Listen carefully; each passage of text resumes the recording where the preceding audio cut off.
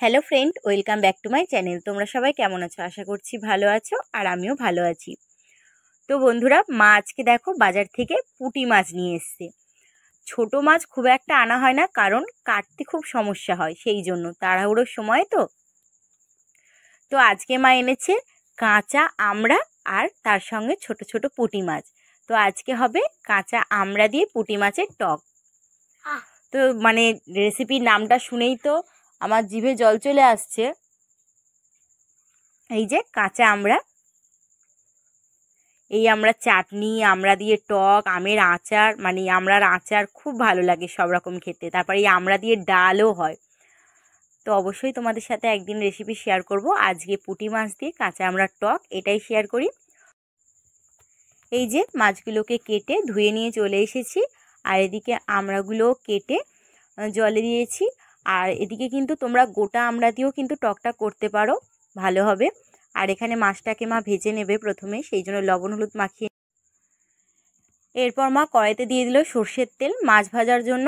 আর ওই যে বললাম বাইরে বৃষ্টি পড়ছে, সেই জন্য কিন্তু আজকে রান্নাটা মা ঘরেই করছে, নইলে মা তো রান্না করলেই বাইরেই রান্না করে। আমি যখন করে রান্না করি তখন একটু ঘরে করি, কারণ উনুনে রান্না করে এক হাতে ফোন ধরতে অসুবিধে হয়, সেই জন্য। আর এই যে বৃষ্টিটা কিন্তু থেমে গেছে, তো চারিদিকে সব কিছু জলে ভিজে গেছে, সেই জন্য আর মা উনুনে রান্নাটা করেনি, গ্যাসেই করছে। আর দেখতে দেখতে মাছটাও কিন্তু ভাজা হয়ে গেছে, মা তুলে নিল। এরপর কিন্তু আবারও যে মাছগুলো আছে সেগুলোকে ভেজে নেবে। এই যে সব মাছগুলো কিন্তু ভাজা হয়ে গেছে, আর এখানে কিন্তু প্রায় অনেক মাছের পেটে ডিম আছে। চলো এইবার মাছের টকটা বসানো যাক।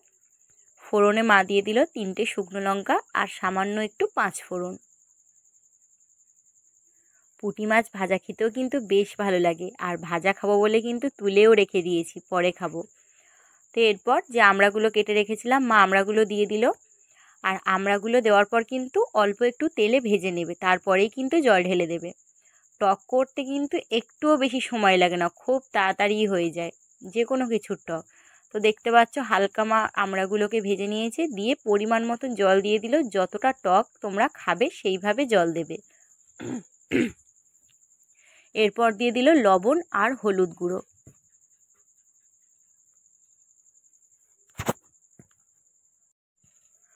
ঝোলটা ফুটে ওঠার অপেক্ষা করতে হবে। তো ঝোলটা ফুটে উঠেছে, এরপর আমি সর্ষে বেটে রেখেছিলাম।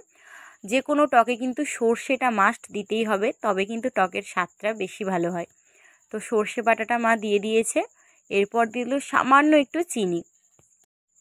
এরপর মাঝে মাছগুলো ভেজে রেখেছিল সেই মাছগুলো দিয়ে দিল।